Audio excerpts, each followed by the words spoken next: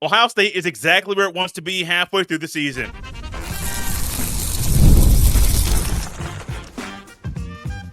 You are Locked On Buckeyes, your daily podcast on the Ohio State Buckeyes. Part of the Locked On Podcast Network, your team every day. Welcome in, Buckeye fans, to your Hump Day edition of Locked On Buckeyes, which is your daily Ohio State podcast.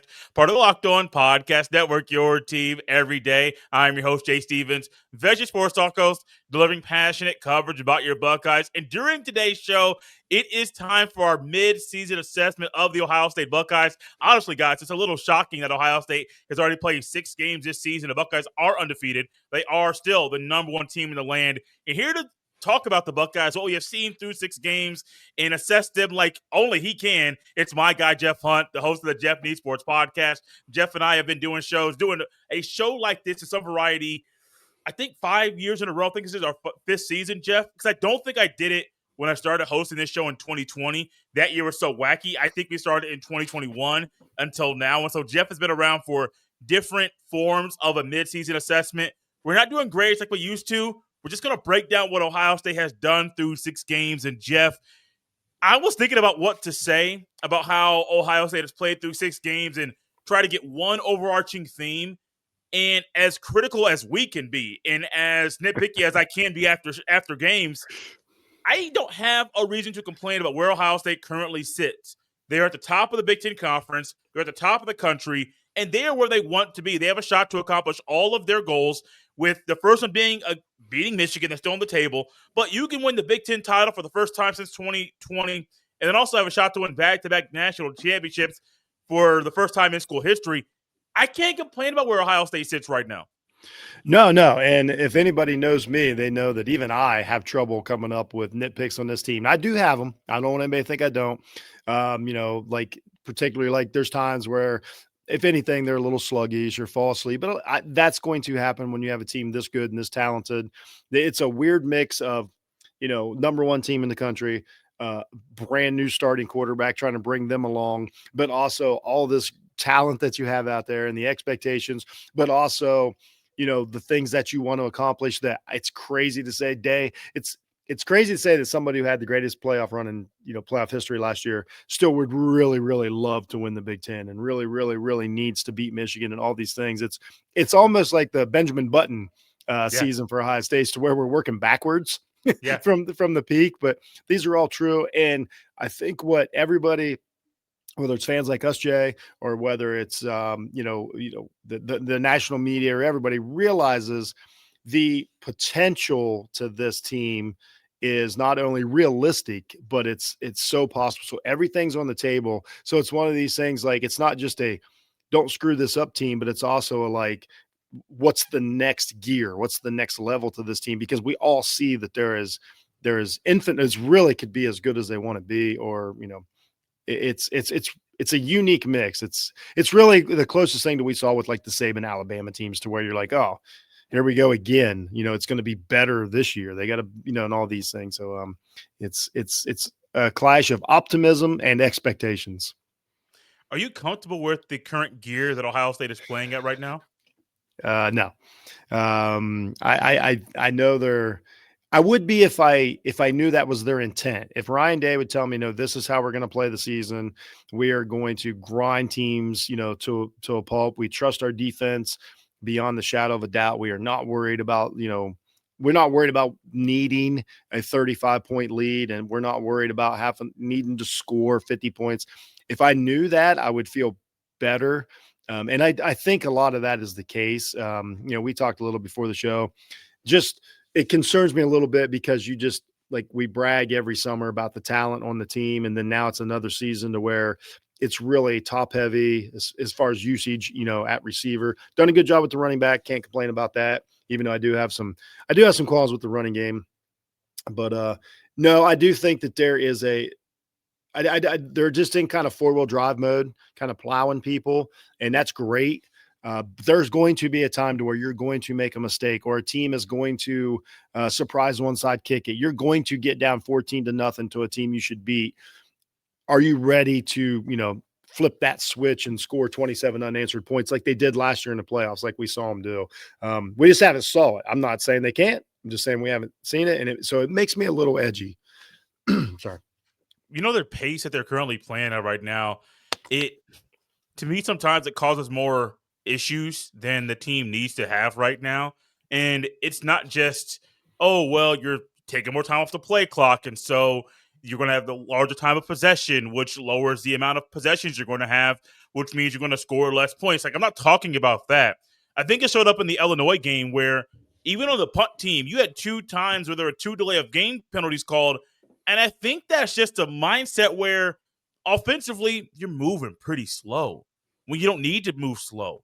And I understand thinking big picture, thinking more of a long haul, of a grind of a season.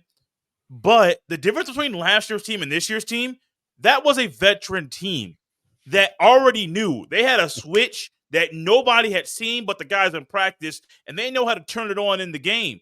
This year's team, while they may have done it in practice, these guys ain't done it in a game. At least offensively, Jeremiah Smith has. Some of the guys on the offensive line have. But the other guys really haven't turned it on like that in the game. So that may be like one of the big picture things that kind of through 6 games where Buckeyes are undefeated, I'm sitting here thinking, y'all need to move a little bit faster. And I'm not even saying go no huddle. You can still huddle up and still move faster because, man, my grandmama can move faster than these guys can move at times. And I know I'm being a little sarcastic, but it's real. Like, they are moving so – and it seems like they're moving slower than last year. Yeah. And we were saying the same thing on the show last year, Jeff. Like, why are you moving so slow? Your guys play better when the pace is just a little bit faster. So I know Ryan Day knows what he's doing. It worked last year. I don't think Ryan Day's satisfied with where the team currently is. Like, I think they're in a great spot, but I don't think Ryan Day's satisfied with where the team is. I'm not satisfied with where the team is because I believe offensively this team can be better. Yeah, there's a rhythm that they're missing, and it puts me in mind of like you don't take an NBA team built like say the Golden State Warriors and then run a 4 corners offense. Like these guys want to be sweating, they want to be in rhythm. You want to put the pressure on the defense because here's the thing: every game that they show up to, they're at least equal and more than likely always better talent. So the defense is already on tilt as far as like, we can't make a mistake. And so now if you start pressuring that and you start pushing it, now you're putting, more mental pressure, more physical pressure. You've got the numbers. You can go fast. I mean, we're deep at tight end. We're deep at wide receiver. We're basically deep at running back, even though they're kind of unknowns, as far as just coming into the season. So it's like you have everything you need to run this offense against teams who aren't going to have that depth on defense. Most of the Big Ten is not going to have. Most of the teams in America aren't going to have, equal depth on defense. So it's like I don't quite understand. I don't know if it's all about bringing along the quarterback. Sometimes, like, this is crazy, but sometimes it looks like we're bringing Sane along for next year. Yeah. Like, okay, this year we're going to be good, but next year this kid's going to be the best quarterback in the country and the number 1 pick in the NFL draft. I don't think that's happening, but that's what it kind of feels like sometimes. And then, are we bringing Hartline along slow? Are there questions not answered there about maybe the play calling? Is it sometimes I think, Day like, nope, I'm not going to jump in. I'm not going to step in. I'm going to let this thing play out. Because every now and then, like, I text you and our friend, Coach Mo Murphy a bunch about even last week about there are certain plays that they run that are devastating power plays to where they get the tight ends involved. And when they, there's a few running plays last week when they pull the guard and tackle, it's devastating to the other team and it works. So is it a case like you said of like, okay, we saw it. We know we can do it. We saw it we do not need that until, we'll say Penn State or the last game of the season, and you put it in your back pocket. I'm like you. I believe that repetition makes you more ready if you're going to change up offenses and do things completely different. I don't know if any of us know the answer. We're all asking the question. I mean, that's the biggest talk amongst this team is like, it's not what's wrong with the offense. It's just like, what's the plan? Why so? I mean, it is. It's just slow. It's not even. There's no way to cut it, and it also just reduces your room for error. You know what I mean? Like every false start, every hold, all these things compound it. So, do we have that burst that we're going to need to just put a team away, like we saw against Oregon or like we saw against Tennessee last year? We know the talent's there. We've saw it. It's crazy to think that, but it's a fair nitpick with this team because if we see it and you see it, everybody sees it. I hope there's a plan. I hope it's not a lack of play calling ability or all these things. But it's going to be interesting as we go forward. And I think now we officially definitely have definitely one eye on Indiana. Like there's no way that Ohio State can act like they can say they're totally focused each week. They can say they're only worried about the next team, or they can say they're even only worried about Michigan. It's a lie. They absolutely have one eye on Indiana now. And so that's the compass that they're using. Indiana's not using us as the compass right now, because this is how it works when you're the favorite. And so like right now you have to be like, how do we beat that team? Are we built to beat that team? And they did it versus Oregon last year. We saw it. They fixed all the problems and they mashed them. But I do believe you'll see some changes based on what we think is coming. Jeff, you mentioned a plan that the offense may have, but we just don't know what that plan is. I'm also curious to know what you think the plan is for the running backs. We will discuss that after the break. This episode is brought to you by Mazda. Mazda crafts cars to those who do more than simply move. Mazda delivers confidence with every ride, with more IIHS Top Safety Pick Plus awards than anyone else as of August 2025. From footwork to breathwork, athletes sweat all the details. Mazda brings the same attention to how we craft every model. You can feel Japanese craftsmanship in every detail. From the metallic accents to available Napa leather upholstery, you can make everyday drives feel like anything but, from smooth handling to intuitive controls. With all-wheel drive standard in every crossover SUV, you can drive with confidence through almost any season. Like our players, we sweat every detail, because when you make every move count, impossible becomes irrelevant. Mazda, move and be moved. This episode is also brought to you by our friends over at Peloton. Peloton is shaping the future of fitness with the brand new Peloton Cross Training Tread Plus, powered by Peloton IQ. It's their most advanced equipment yet, designed to give you real-time guidance and endless ways to move, whether you're running, lifting, or cross-training with your favorite instructors.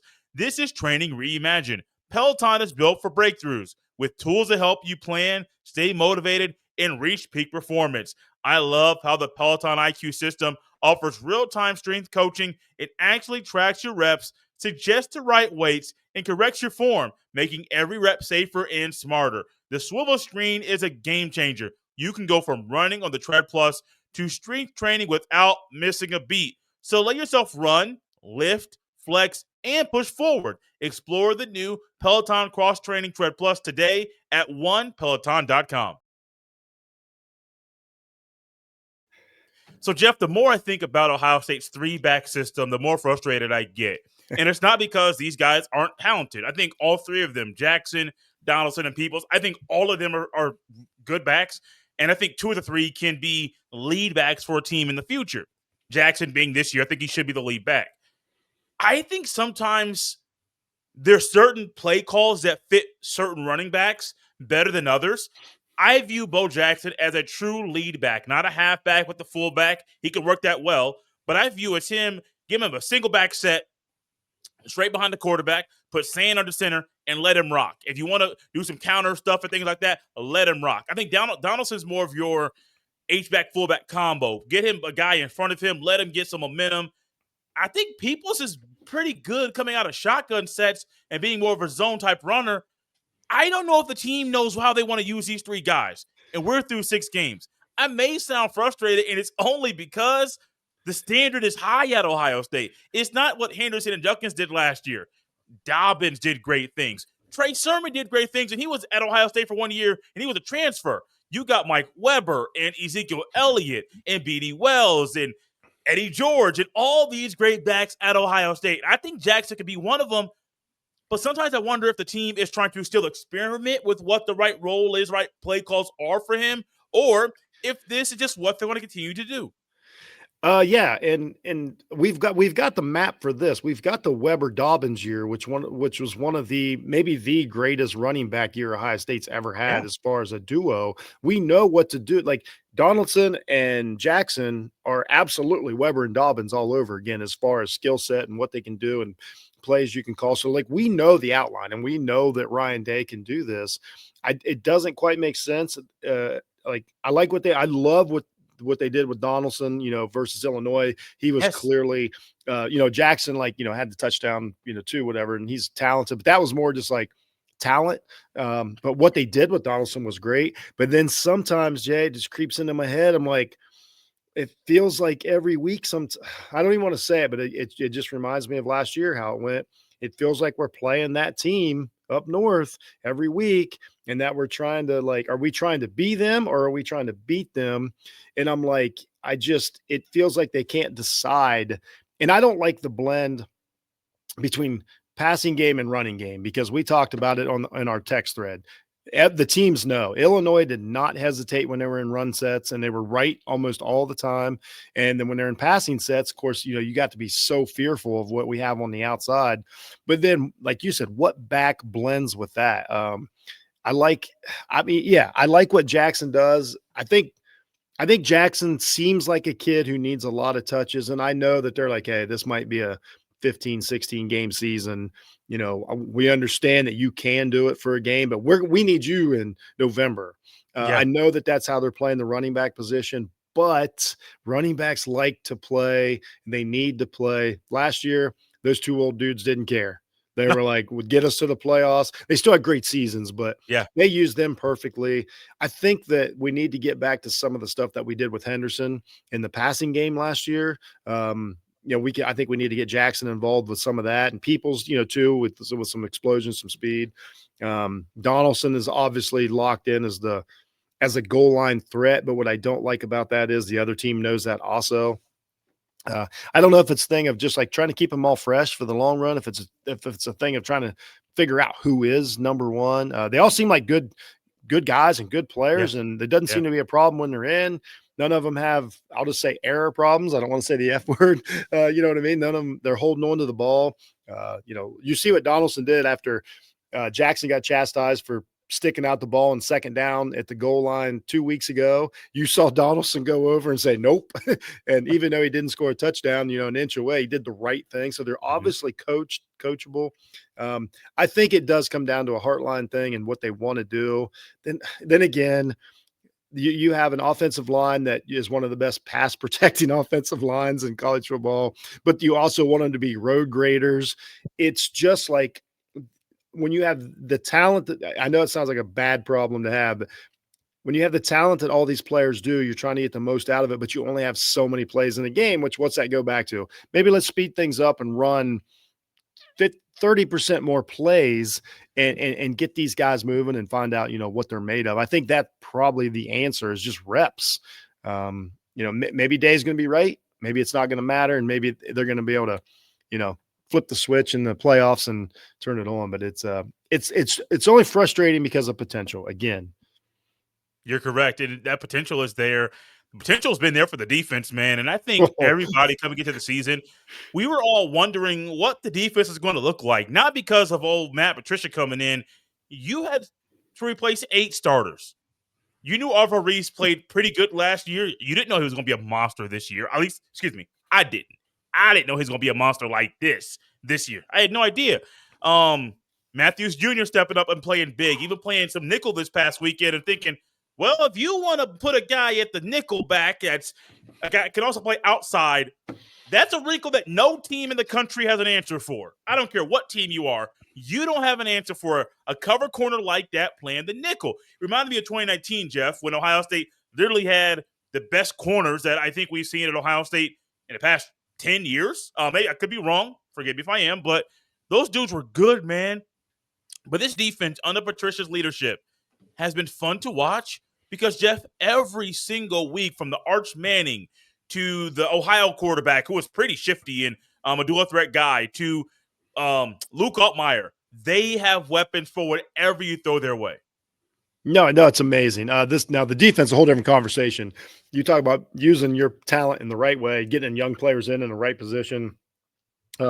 I couldn't believe how happy I was to see when they slid, Matthews inside last week, because you and I are both from, understand that what they refer to as a nickel corner, it's a slot corner now. That is not a downgrade position. That is just a different cornerback position in today's football. It's one of my favorite positions. And I think that if anything else, the NFL, perked up and sat up in their seat a little bit when they see Matthews in the slot. And then that way you get, Sanchez out there.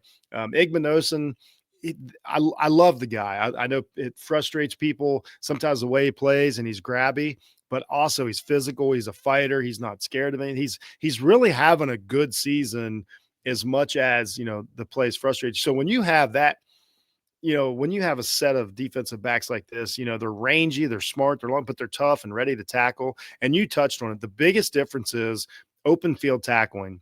Man, these guys, like when they of course, Caleb Downs, what'll say is the best in the country, probably at it from the defensive back position. But like when a guy breaks the pocket, he does not tend to get to the next level. Like these guys close in, they make the tackle. They're not giving up, ridiculous plays so far. I mean, they're going to play better receivers and stuff, and it's going to happen. But I mean, they're just doing what they're supposed to do, not making huge. And I know people really don't like the pass interference calls. Honestly, sometimes 15 is better than 60. With this defense, pass interference isn't always a bad play because there's a good chance that they're going to hold up. So it's been so impressive. I can't, Reese is a whole show on his own of how important he's been and how well he's played this year. And personally for him, how much money he's made this year. Again, it's what he does as far as collapsing pockets and distracting quarterbacks, or if he's spying, it's a bit of me, but it's just all credit to what these guys do in the offseason, learning the game and being coached. I'm going to give full, like we automatically give the coaches credit. Like, oh, great coach. You have to be able to be coached. And what these guys are doing with one offseason with Patricia, it's so good. They're all making, if they all want to, like, I don't honestly, it's crazy to think, like, I'm shocked at how many NFL players could be on this defense now after what they've looked like. I mean, there's upwards of like 7 guys that might play at the next level from, like you said, a team that brought back 8 new starters. It's unreal. Full credit to them. I really don't have a downside to the defense this year.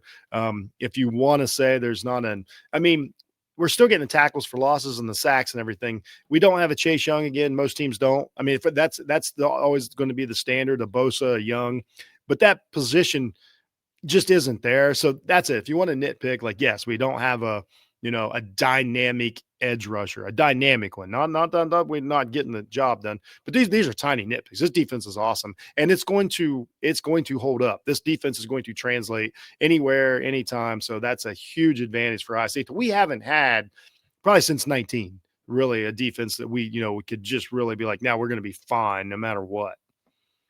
Yeah, since 19, man. Since 19 until now, there's been a lot of changes, a lot of players coming in and out, especially on defense. But Ryan Day has been pushing the right buttons. He got the hire right with Patricia, and he's putting these guys in the right positions to be successful. Speaking of those guys being in the right spots to be successful, who are some of our brightest Buckeyes through the first 6 games of the season? We will close the show with that thought.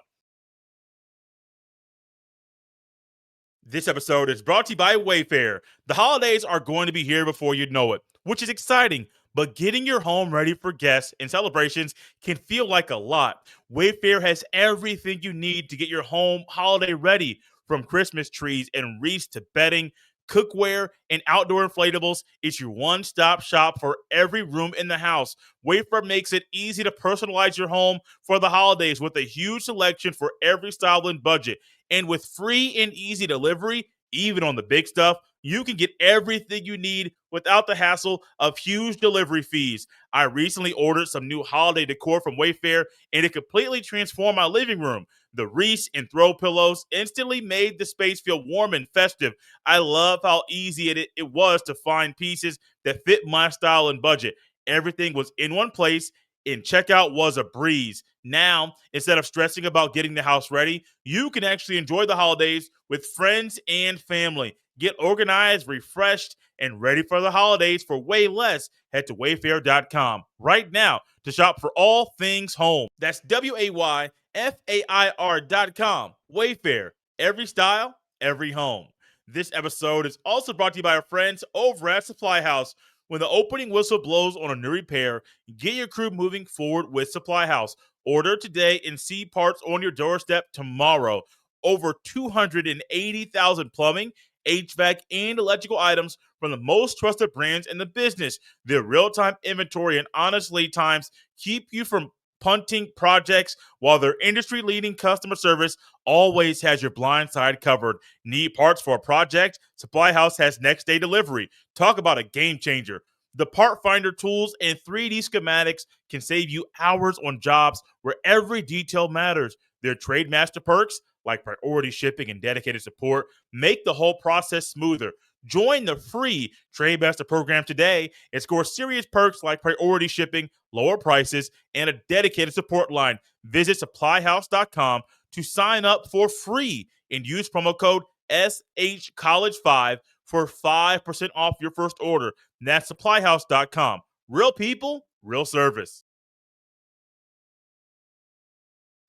Jeff, I didn't put a list down to this. I could have, but I got so many guys going through my head right now. Some on offense, some on defense. I'll say it now. I'm not going to mention Jeremiah Smith. He's a foregone conclusion. You could put him out there. I'm not going to put Caleb Downs. It's easy. He's been a bright spot. So I'll just get that out the way. I'm not picking Smith. I'm not picking Downs. You can if you want to, but I'll get that out the way. I will go first with this one, and I'll go defense.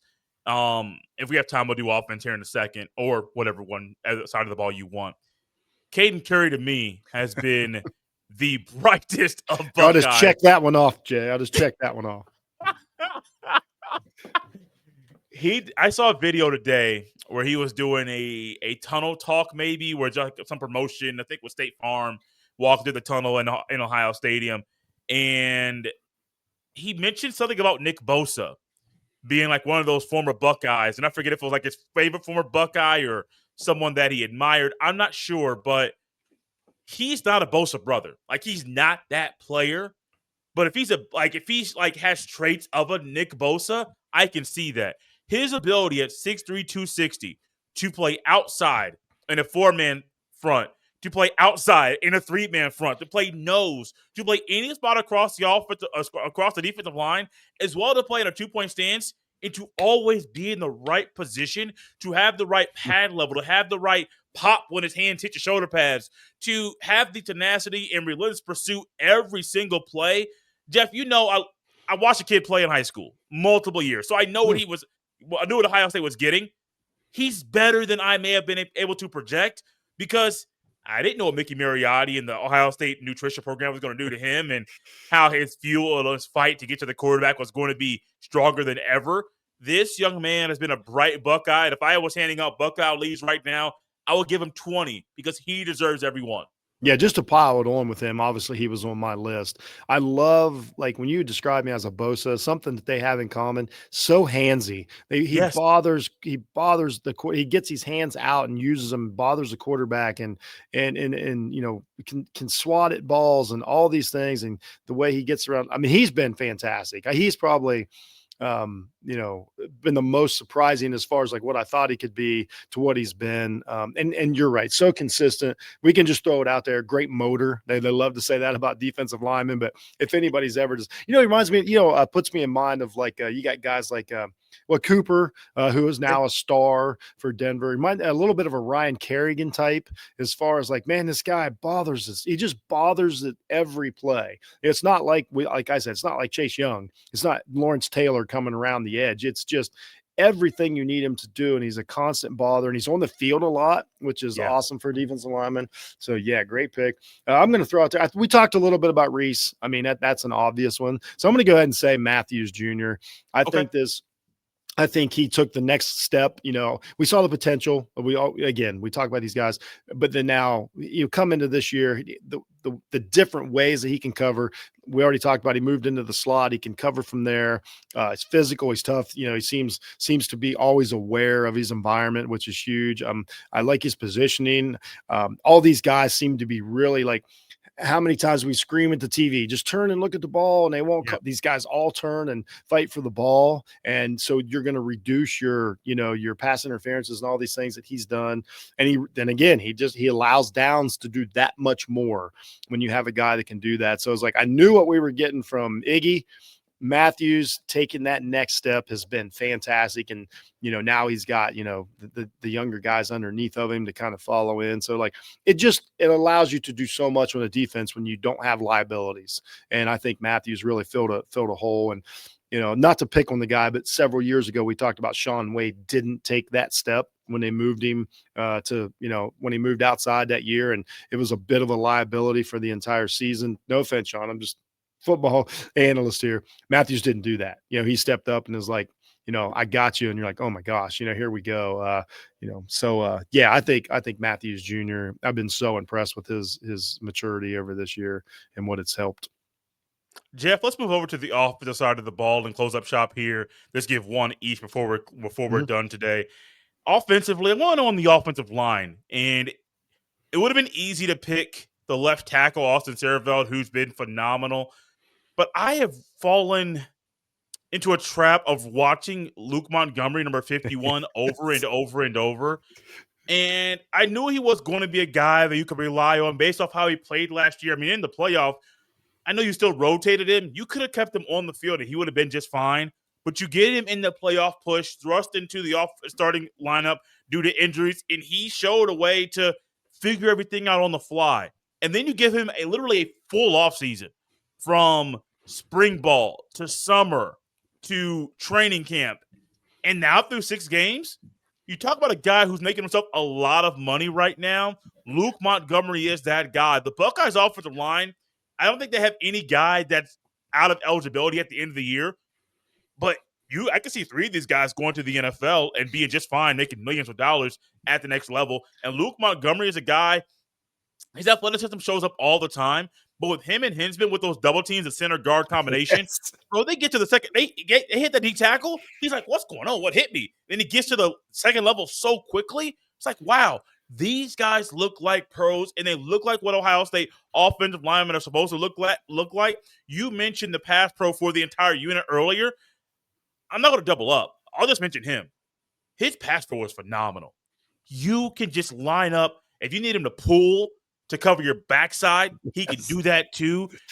I don't know if there's a flaw in his game, and I don't know how much money a guard's going to make. He's not going to be a first-round pick, but, dude, these guys have been phenomenal, and he's not the center, but he's leading the pack.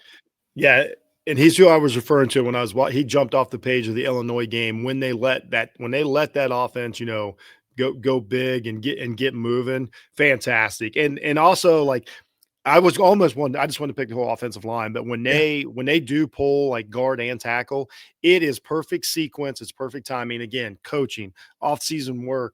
You touched on it. I don't know. I know it sounds like we're just being Ohio State fans here, but it is true. I don't know how many returning national championship teams I've seen come back this much physically better, this hungry, that look like they put in the work. This offensive line looks fantastic at this point in the season. Great pick, and you're exactly right. Offense, I'm just going to say it. Carnell Tate. I really didn't know, in all sincerity, because it's probably because, with Agbuk and Smith last year, this is what's happening. We talked about Ennis a little bit. It's kind of fallen into this unfortunate trap. I didn't know Tate had it like this. He's a monster. You want to talk about a guy like we keep talking about, Smith. Obviously, everybody wants to compare him to Julio Jones. We got 2 Julio Jones, and I'm not even exaggerating. This guy runs great routes. It's so subtle. He's such a subtle mover at his size, but he's bulky and strong. And college football, not everybody's got that dude. I mean, there's a few. I'm not saying he's some rare talent, but he is. Good speed, can take the ball to the house, with his running. I think he is really, as far as bringing along a new quarterback, boy, having that guy to take advantage, I will admit, to take advantage of what they do to Smith, that's fine. That's what, I mean, I hate to call him a number 2 receiver. He just happens to be I call him the other receiver because Smith is so fantastic. And just shout out that, just real quick, Smith has not been a disappointment at all. To have that much hype and to be that good, I could watch that play from this 2-yard line the rest of the year as far as the Dante Adams, like, separation. Anyway, yeah, I think Carnell Tate has been my most shocking that he's that good player on the offense, so far. Love the guy, and he really makes things click, and just the pressure that he's putting on defenses that have to double Smith. Whew, what a problem. What a great job for Sane to step into. I mean, this kid's got to be smile from ear to ear, and he does. He actually does smile from ear to ear. I understand why. Jeff, last question here for you. Does the Baby Bosa nickname for Caden Curry make sense? It's fine because it's a compliment. Yeah.